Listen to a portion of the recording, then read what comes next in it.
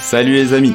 Être grow, c'est un peu comme être un savant fou. On teste plein de nouvelles expérimentations pour trouver la solution qui va nous générer de la croissance.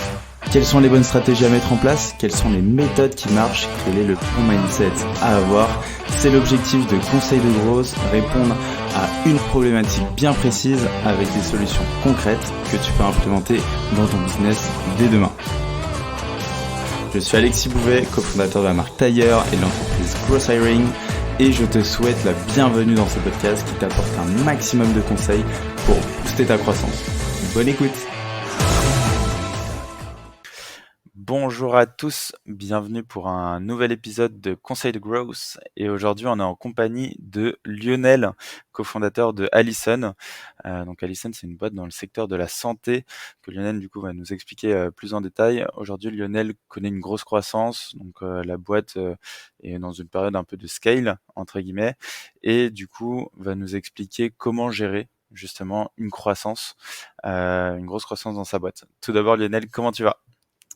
Salut Alexis, ça va super bien. Merci de me recevoir et je vais couper les notifications pour pas être dérangé par le podcast. Pas de souci, nickel. Trop cool. Bon, bah, en tout cas, un plaisir de t'avoir. Est-ce que tu peux nous expliquer justement ce que fait Allison? Je sais que c'est un secteur assez particulier et du coup ultra intéressant. Donc, je suis carrément chaud d'en savoir plus. Ouais, c'est un milieu qui est pas très connu. Enfin, le dentaire, on le connaît en tant que patient généralement. Bon, moi, je suis chirurgien dentiste à la base et donc du coup, je le connais de l'intérieur. Et c'est ça ce qui me permet aussi de pallier aux problèmes qu'on peut rencontrer nous en tant que praticien. Et en gros, ce qu'on fait avec Allison, c'est qu'on permet de mettre au même niveau la connaissance des patients avec la connaissance des praticiens pour être capable de comprendre ce qu'on raconte nous en tant que praticiens. Et donc, pour que vous, ce soit beaucoup plus clair pour vous et donc vous compreniez l'enjeu de se soigner tout de suite. Et donc, en gros, très, très clairement, Allison, grâce à l'IA, vient analyser les radios panoramiques dentaires afin de mettre en évidence tous les éléments identifiables pour faciliter la compréhension des patients. Ok, très clair. Très, très clair. Du coup, là, en quelques chiffres, Allison, ça donne quoi? Année de création, nombre de personnes? Où est-ce que vous en êtes? On a commencé, alors au début j'étais tout seul, j'ai commencé fin 2020, premier dessin sur une feuille on va dire. Ok. On a commencé un peu à travailler dessus. La boîte a été créée en avril 2021. Et donc à ce moment-là, il y a Sacha et moi. Donc Sacha qui est mon cofondateur et CTO. Et on commence à faire notre premier pré-seed pré-produit en juillet 2021 avec avec un fonds US qui s'appelle Pareto, que j'adore. Mhm. On fait un premier pré-seed donc 600K. Et là, on commence à faire les premiers recrutements pour bah voilà, on s'était dit bon ok, on commence à recruter. Et là, l'objectif c'était donc on était juillet, début juillet. Donc on s'est dit bah septembre, il faut mettre un truc sur le marché. MVP pour commencer à lancer et avoir les retours des praticiens et les retours terrain. Donc on a commencé ainsi. On commence à avoir un peu la traction, on commence à avoir les vrais premiers clients payants fin octobre, début novembre. Très vite, je me rends compte qu'il va falloir plus de mains. Et donc, à partir de réellement janvier-février, je me mets sur un second roadshow. Donc, à ce moment-là, on est grosso modo 6, je crois. Ok. Euh, et là, donc, je commence à rencontrer un maximum de personnes.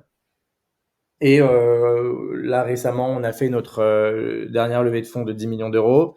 Et on est aujourd'hui, donc c'était en août, et Mhm. aujourd'hui, on est 47 Ah ouais. chez Allison. Et on continue bien sûr de recruter. Et voilà, mais grosso modo, l'équipe est composée majoritairement de People Tech pour avoir le meilleur produit possible.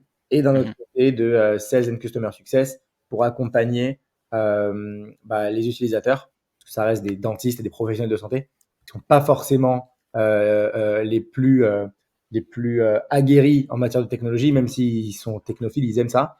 Mais il faut les Mhm. accompagner et il y a besoin d'un super service. Donc voilà, les deux plus gros focus, c'est top produit, top service.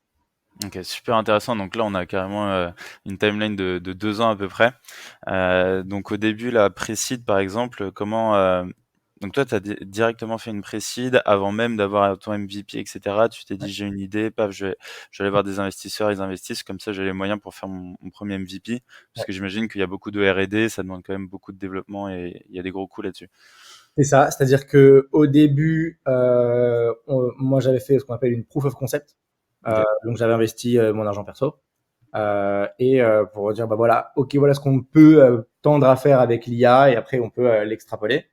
Et donc j'avais réuni une vingtaine de dentistes chez moi, 16 ou 17 exactement, Mhm. des amis, et je leur dis, bah voilà ce qu'on est capable de faire avec l'IA, qu'est-ce que vous en pensez, est-ce que c'est bien, pas bien? J'ai pris pas mal de scuds dans la tête. Je me dis, ok, est-ce que je continue? Ouais, je continue. Et, et donc du coup, voilà, c'était à prendre avec des pincettes, mais il y avait pas mal de bons retours et d'autres un peu plus perplexes. Mais voilà, donc c'est comme ça qu'on a commencé. Et effectivement, la première levée s'est fait avec juste une proof of concept et un deck, Ok. mais surtout avec un super fit avec l'investisseur qui est aujourd'hui même devenu un ami. Et voilà, on s'est tout de suite compris. Ça a pris peut-être 30 minutes et c'était fait. Mhm. Ok, ultra intéressant. Et du coup, là, tu arrives quand même sur un marché, bah, toi, que tu connais, vu que tu as été dentiste à la base, donc c'est ta formation. Et comment tu arrives à implémenter de l'IA, justement, quelque chose qui est totalement nouveau, sur un marché assez traditionnel?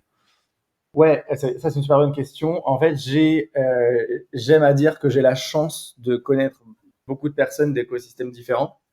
Parce que généralement, quand on est dans le milieu dentaire, bah, on connaît que des médecins, des dentistes, bah, par notre parcours.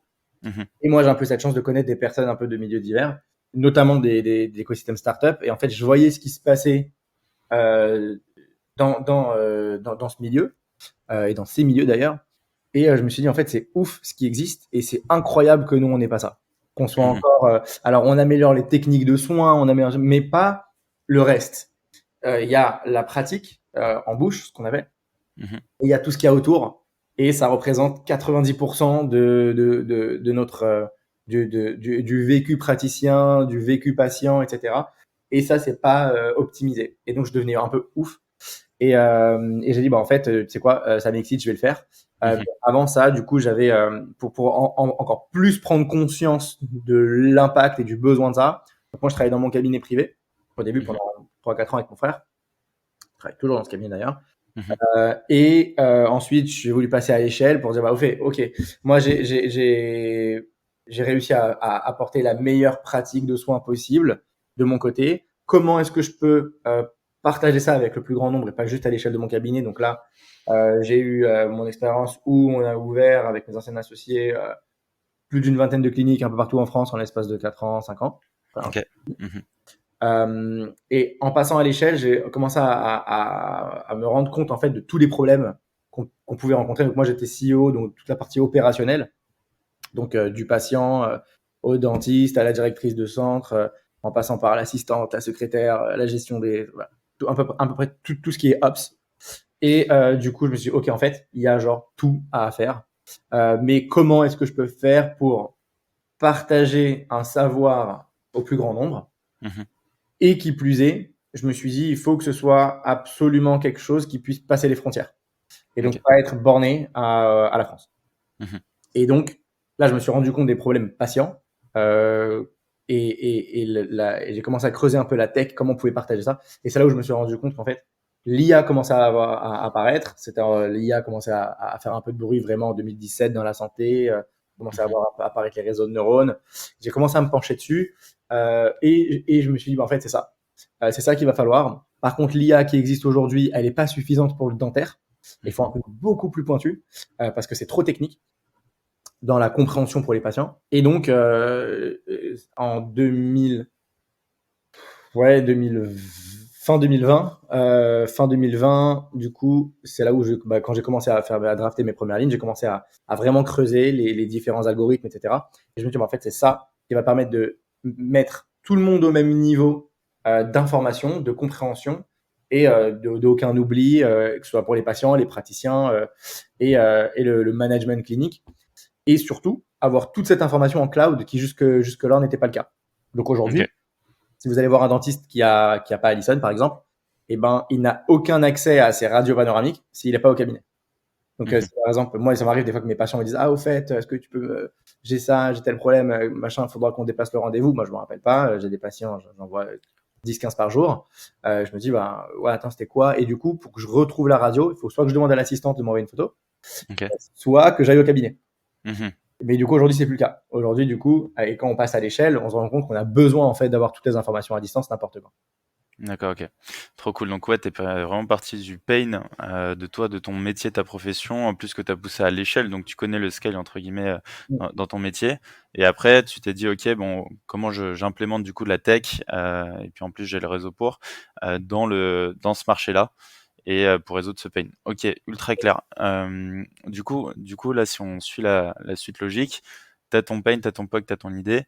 Comment tu trouves tes premiers clients? Ouais. Comment ça se passe? Explique-nous. Ouais. Forcément, les premiers clients, je savais exactement à qui m'adresser puisque j'avais rencontré ce problème-là. Mhm. Et j'ai bien sûr commencé avec une quinzaine de dentistes que je connaissais. Ça, c'était pour bah, voilà, démarrer, voir leurs retours à eux de terrain. Il y a ce que moi je pense et il y a ce que le terrain nous dit. Mhm. Mais ce que je vais définir comme client payant, c'est le premier client payant que je ne connais pas. Ouais. Où là, en fait, c'était quand même surtout grâce au réseau. Mais avant d'aller les voir, même si je savais un peu le point d'impact que j'allais avoir, j'ai quand même fait des cold calls, du porte-à-porte, juste pour prendre des tartes un peu Mhm. et me dire, bah, ok, en fait, il y a ça aussi sur lequel on va me challenger. Et du coup, premier client, ouais, c'était un réseau de cliniques que je connaissais et que je connaissais même de plusieurs années et qui m'a directement fait confiance et qui m'a dit ok, t'as complètement compris notre problème. C'est un gros challenge de vouloir réussir à faire ça parce qu'à l'époque Allison c'était pas ce que c'est aujourd'hui. Mhm. C'est le produit a évolué à la vitesse de la lumière. Mais quand il m'a dit allez tu sais quoi, let's go, on fait un test et on voit ce que ça donne. Il y a eu forcément des couacs qu'on a rencontrés, qu'on a corrigés, qu'on a améliorés, etc. Et c'est ça ce qu'on adore faire avec Allison, c'est que encore aujourd'hui, toutes les semaines, j'allais dire toutes les 2 semaines, mais je crois même que c'est toutes les semaines, euh, où on prend des retours utilisateurs, on fait des points avec eux. Ça peut être n'importe quel type d'utilisateur, c'est pas forcément le plus gros client ou quoi, euh, Mhm. pour avoir des retours pertinents et les implémenter dans le produit. D'accord, ok. Ça, c'est hyper important parce qu'on développe notre produit et on continue de le développer avec les utilisateurs. Et c'est pour ça que j'adore dire qu'Allison, c'est un produit qui a été construit pour les dentistes, par les dentistes. Mhm. Mhm. Ok, trop cool. Et du coup, c'est grâce à ton réseau. Donc, tu dis essentiellement le réseau. Est-ce qu'il y a d'autres leviers peut-être que vous avez activés qui ont généré aussi de la croissance peut-être que tu pourrais Ouais, avoir en tête? ouais. Avant d'aller voir mon réseau, j'ai quand même voulu voir ce que les gens que je ne connaissais pas disaient.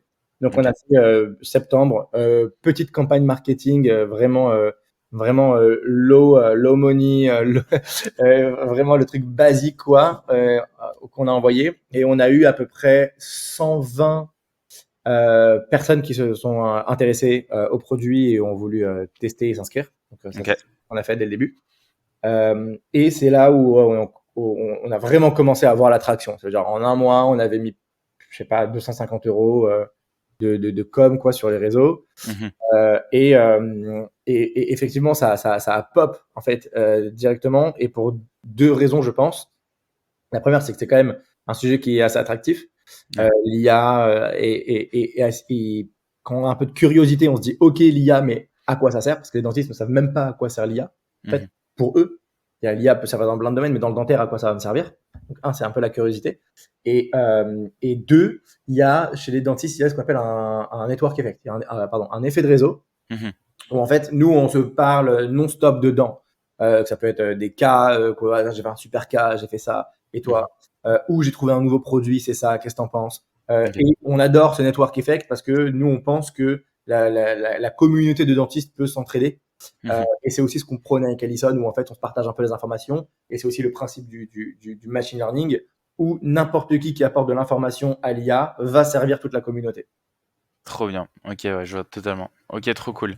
Du coup, là, si on reprend la timeline là de dedans, là, pour moi, on arrive du coup à l'année dernière où ça commence à vraiment, bah, tu refais une levée et tu as envie de scale et passer encore plus à l'échelle. Mm. Comment tu gères ça? aujourd'hui. Donc, effectivement, tu fais un deuxième round, tu recrutes des personnes. Faut pas que ça explose en vol, entre guillemets. Ouais. Comment tu fais? C'est le plus gros challenge. Alors, c'est pas l'année dernière, c'était il y a 3 mois. Il y a 3 mois, ouais, c'est vrai, excuse-moi. Ça, c'est le plus gros challenge, je trouve. Il y a deux gros challenges quand on est en croissance. Et j'ai pas envie de dire hyper croissance parce qu'il y a des boîtes qui vont beaucoup plus vite que moi en croissance de people, etc. Mhm. Mais après, ça, c'est une question de marché. Il y a bien maintenir la croissance des équipes, avoir la meilleure culture possible, que tout le monde fit avec la vision, l'ambition et les challenges. Mhm. Et d'un autre côté, la croissance, mais qui va de pair, la croissance customer, où en fait, il faut que l'expérience reste la plus parfaite possible, peu importe le nombre de clients qui arrivent en même temps, et qui reçoivent le même service de notre part avec le produit qui se maintient. Donc en fait, à chaque fois qu'on a voulu passer à l'échelle et qu'on savait qu'on allait avoir une hausse d'acquisition client, on se préparait en tech. Donc là, c'était avec Sacha. Il me disait, bah, en fait, attends, parce que là, il faut préparer toute la structure, etc., tech, pour qu'en fait, on soit capable de tenir tel flux. Mhm. Que ce soit sur l'analyse, l'IA, la navigation, bref, peu importe. Tous les trucs tech, moi, je suis pas expert là-dessus. Mais en tout cas, on s'est préparé là-dessus. On se dit, bah, en fait, demain, s'il y a 500 000 connexions en même temps, à la même seconde, ça tient. Ouais, Ça, ok, c'est très cool. la chose qu'on s'est fait. Mhm. Et ensuite, pour l'équipe, là, c'est vraiment une chose sur laquelle on est très, très, très à cheval. C'est bien sûr les compétences, mais surtout le mindset et la culture. Il m'est Mhm. arrivé de rencontrer, donc il y a plusieurs process chez nous en recrutement, et moi j'interviens souvent moi sur le culture fit, donc vraiment le last step. Mhm. Il m'est arrivé de refuser des personnes brillantes, vraiment des génies, parce que culturellement ça allait pas matcher. Ok. Et pire, c'est-à-dire que ça allait pas matcher, mais ça allait potentiellement perturber l'équipe. Et ça, c'est quelque chose qu'on veut pas. Des Ok. éléments perturbateurs, même s'ils sont brillants. Parce qu'en fait, tout simplement, ils seront perturbateurs chez moi, mais peut-être pas ailleurs. Donc, en fait, il vaut mieux aller bosser ailleurs que venir bosser chez moi. Mais Mhm. c'est ce qui aussi permet, lorsqu'on recrute, il faut pas être OK, je dois recruter vite, donc je prends n'importe qui, peu importe qu'il a du moment qu'il a les skills, go. Non, c'est les compétences plus le mindset, et le mindset culturel, équipe, faut que tout soit lié. Et, euh, et ça, on est vraiment regardant là-dessus parce que je pense que c'est l'équipe qui compose une boîte, Ouais. qui en fait ce qu'elle est. Et si on veut avoir la meilleure boîte possible, il faut qu'on ait les meilleurs people possibles. Mais les meilleurs people possibles, c'est les meilleurs people pour cette boîte. Peut-être que pour Mhm. une autre boîte, ils seront pas pertinents et peut-être qu'ils arriveront même pas à travailler ensemble. Donc c'est Ok. ça aussi, c'est un peu un job de coach qui va faire un peu son équipe de foot et qui va dire bah ok, si je mets que des stars, ils vont tous vouloir bosser de leur côté et l'équipe va pas marcher. Donc Mhm. il faut mettre des personnes qui fonctionnent ensemble pour avoir la dream team et gagner la coupe.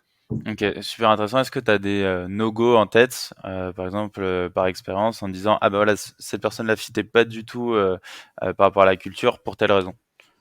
Ouais, ouais, bien sûr, bien sûr.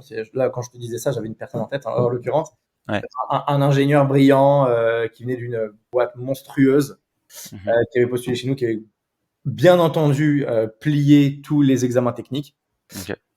mais arrivé au Culture Fit, le mec était genre pas du tout dans la culture, mais c'est-à-dire que il était tellement à des années-lumière de notre culture. Mhm. Moi, généralement, Culture Fit, voilà, je passe 30 à 45 minutes max. Mhm. Là, j'ai passé 2 heures avec le mec pour essayer déjà de comprendre ce qu'il comprenait pas Mhm. et comprendre sa mentalité parce que je me suis dit, attends, c'est peut-être moi qui comprends pas comment il réfléchit. Et je me remets toujours en question. Et en fait, non, en fait, juste, il fitait pas. En fait, il était modelé dans des exemples de big entreprises où ils savent dans 10 ans c'est quoi leur carrière passe, ils connaissent tout au millimètre, à l'euro près. Mhm. Et moi, il me demandait la même chose. Je me suis dit, mais je ne sais même pas où je suis dans 6 mois. Qu'est-ce que je dis dans 5 ans? J'en sais rien. Euh, Mhm. et ça fitait pas. Et je savais que même si je réussissais à le convaincre, Mhm. psychologiquement, ça allait pas marcher dans la boîte. Et donc, j'ai dit, bah, laisse tomber no go, t'es brillant, mais tu seras brillant ailleurs et pas avec nous. Ok, super intéressant. Et sur la partie process, par exemple, parce que du coup, tu as beaucoup de personnes qui vont venir chez toi pour être sûr que ce soit toujours qu'il y ait une bonne organisation et un bon management. Quelles sont un peu les clés que tu conseillerais? Je pense qu'il faut avoir plusieurs process mais pour une même personne avoir le même type de process, c'est bien si on peut rencontrer différentes personnes dans l'équipe. C'est pas juste pour avoir plein de paliers, mais juste pour avoir différentes opinions. C'est important que tout le monde, enfin en tout cas où les personnes de l'équipe rencontrent cette personne. Généralement, je fais intervenir, peu importe, c'est pas que des managers qui recrutent. Je fais même intervenir des key players, enfin ou même des contributeurs individuels, leur avis, qu'est-ce que t'en penses, est-ce que t'as parlé avec lui, parfois post-entretien. Je dis bah au fait, regarde, je te présente un tel. Par exemple, j'ai fait ça par exemple avec Corentin. Je dis bah vas-y, regarde Corentin, rencontre un tel, parle avec lui, dis-lui un peu ce qu'on fait chez Allison, etc. Juste comme ça, un peu non structuré quoi. Ouais. J'oublie le terme en français, pardon. En mode informel, ouais. Voilà, informel, pardon, merci. Et du coup, et je me barre. Et je reviens un quart d'heure après toi, au fait, super, merci, bah ok, merci pour d'être passé. Et je lui dis, alors, t'en as pensé quoi? Et là, je prends des retours vraiment des personnes qui connaissent aussi le terrain, qui sont un peu sûres. Est-ce que tu projettes de bosser avec lui? Et je pense que c'est bien d'avoir des retours de plusieurs personnes pour pas avoir nous notre biais d'analyse. Ouais. Et c'est bien aussi de faire confiance, et ça c'est important, à des personnes qui ont les compétences. C'est-à-dire que moi, je vais avoir mes idées, mais il y a des personnes qui sont plus pertinentes que moi sur tel et tel sujet. Et c'est hyper important de se baser et se rassurer sur ce qu'elles font. Elles sont expérimentées, elles ont leur domaine d'expertise et il faut faire confiance aux gens. Super intéressant. Trop cool. On arrive à la fin de l'épisode. Je voulais savoir si tu avais un dernier conseil d'amis pour ceux qui nous écoutent. Ça peut être tourné dentaire, ça peut être tourné entrepreneuriat. Je vais essayer de donner un conseil qui parlera à tout le monde, que ce soit dentiste ou autre. C'est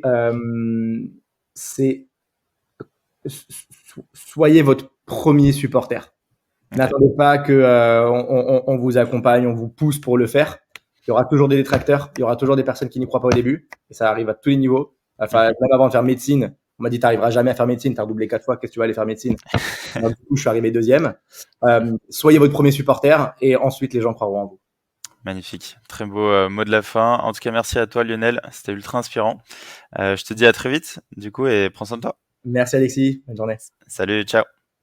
J'espère que cet épisode t'a apporté de la valeur. Si tu veux me motiver et me soutenir pour faire encore plus de contenu, tu peux mettre 5 étoiles sur Apple Podcast et me confier tes problématiques en commentaire. Tu peux aussi le partager autour de toi si tu penses qu'il peut aider. On se retrouve la semaine prochaine pour un nouvel épisode. En attendant, prends soin de toi.